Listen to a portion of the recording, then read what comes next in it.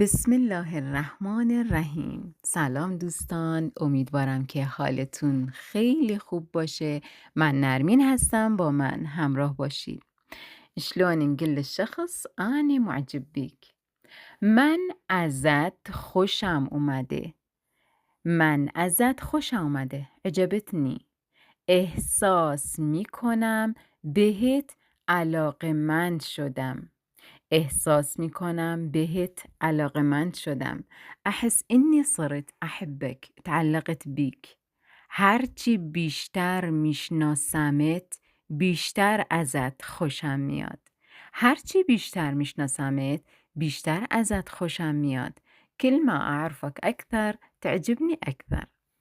نمیدونم چرا ولی دلم میخواد همیشه با تو حرف بزنم.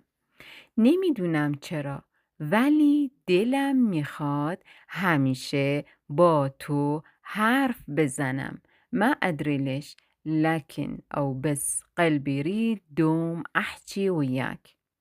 حضور تو باعث میشه حالم خوب بشه. حضور تو باعث میشه حالم خوب بشه. وجودك يخليني أحس براحة وفرح.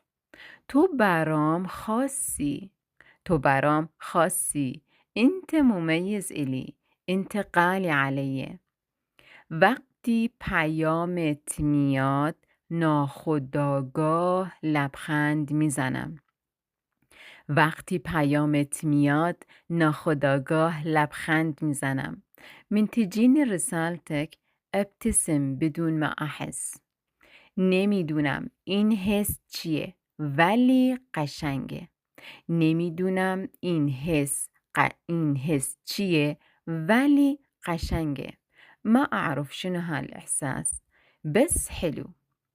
دلم برات تنگ میشه وقتی نمی نویسی. دلم برات تنگ میشه وقتی نمی نویسی. اشتاق لك من ما تكتب لي. میخوام بیشتر باهات آشنا بشم. میخوام بیشتر باهات آشنا بشم. أريد أتعرف عليك أكثر. تحياتي لكم.